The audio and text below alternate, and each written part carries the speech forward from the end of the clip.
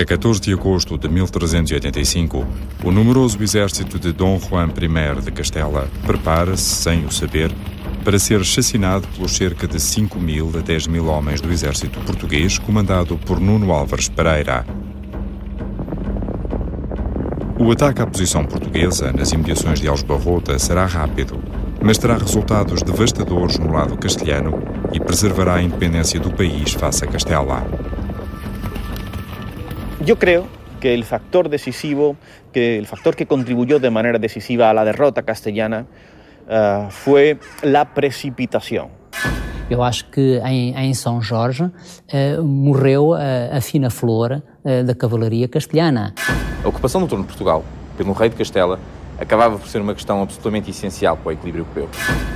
A crise de 1383-85 teve início no final do reinado de Dom Fernando I e assumiu proporções dramáticas e demasiadamente lentas na sua resolução. A 23 de outubro de 1383, Dom Fernando morre tuberculoso, não deixando filho varão para o suceder no trono, abrindo uma crise dinástica no reino português. Em primeiro lugar, em resultado da circunstância de a única filha do rei Dom Fernando se encontrar casada com o monarca de Castela, Dom Juan I. O reinado de Dom Fernando I foi dirigido em dois planos diferentes. Internamente, fez publicar as leis das Sesmarias e da Companhia das Naus, que mais tarde abririam caminho ao desenvolvimento agrícola e marítimo. Externamente, o neto de Sancho IV de Castela reclamou o trono do avô, envolvendo-se em duas campanhas militares sem sucesso contra Henrique II, só resolvido com a intervenção do Papa Gregório XI. Do seu casamento com Dona Leonor Teles de Menezes sobreviveu apenas Dona Beatriz. Leonor Teles, de origem castelhana, trouxe para a corte portuguesa situações de desconforto entre nobres portugueses e castelhanos. Designadamente em resultado da política de privilégio e da entrega dos principais títulos do reino a membros das famílias, de algumas famílias de exilados castelhanos e galegos que residiam em Portugal, Telos, Menezes, Castros, etc. E que, naturalmente, haviam remetido para uma posição de sombra e de dificuldade de afirmação política uma série de famílias tradicionais da nobreza portuguesa. Na paz negociada entre Portugal e Castela, Dona Beatriz foi prometida em casamento a Dom Juan I. O Tratado de Salvaterra de Magos garantia a sucessão do trono de Portugal ao filho nascido do casamento da infanta com o rei castelhano. Porém, em Castela, havia motivos estratégicos para assinar o Tratado de Salvaterra de Magos.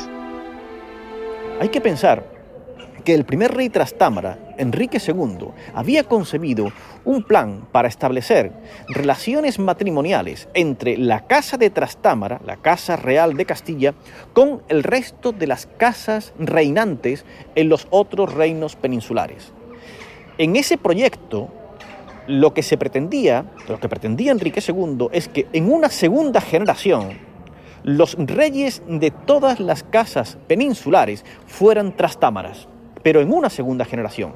Y Juan I cometió el error de intentar acelerar ese proyecto, casándose él directamente con la heredera del trono de Portugal.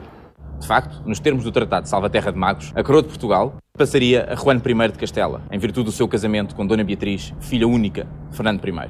Portanto, Lisboa ameaçava perder o seu mais ilustre habitante, o rei de Portugal. ¿Realmente quería Juan I ser rey de Portugal a todos los efectos? Es muy difícil evaluar las intenciones profundas del rey.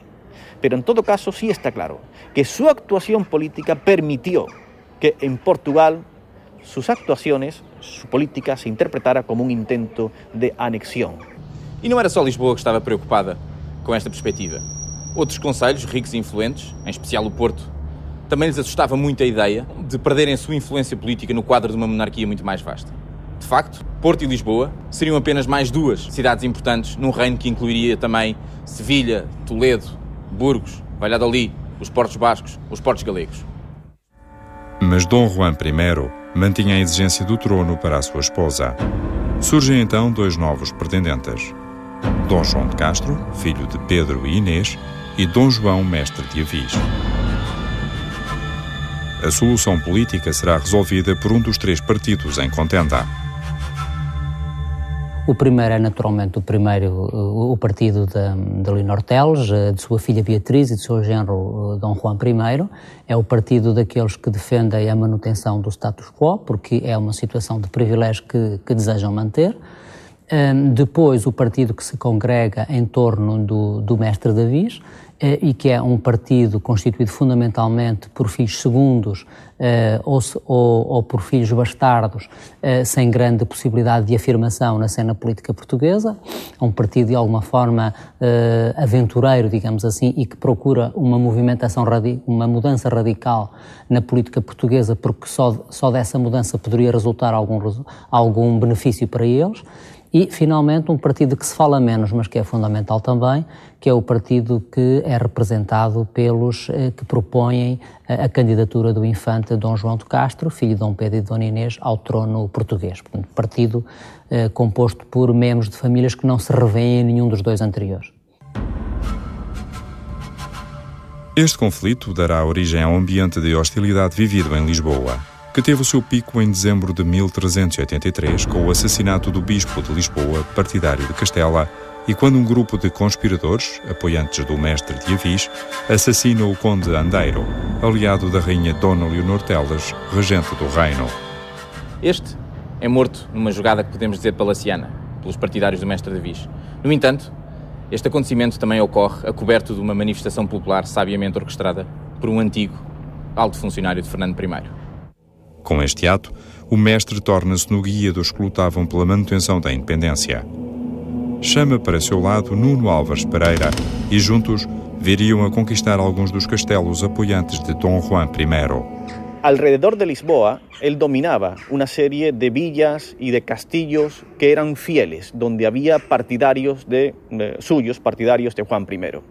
Y desde esos castillos, las guarniciones de Santarém y de otros lugares habían estado guerreando contra Portugal durante los meses en los que no hubo asedio. Em resposta a estas conquistas, o rei castelhano entra em Portugal, toma Santarém, obriga Dona Leonor a abdicar e assegura o trono para Dona Beatriz.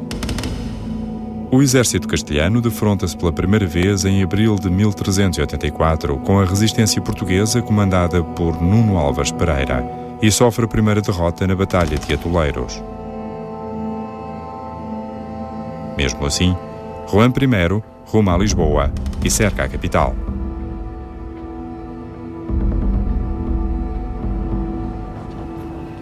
Para Juan I de Castela, era muito claro que Lisboa era o coração da resistência portuguesa. Uma vez tomada Lisboa, o mestre Davis e os seus partidários tornar-se-iam inofensivos e deixariam de constituir um obstáculo às suas ambições do trono português. Para tomar Lisboa, Juan I recorre a um plano que bons resultados dera ao seu pai, Henrique II, nas guerras fernandinas. Reúne um numeroso exército para invadir o país, indefeso, pois a maior parte dos castelos tinham tomado voz por Castela, e, ao mesmo tempo, ordena que a frota de Sevilha se desloque até a embocadura do Tejo para deixar a cidade sem quaisquer mantimentos.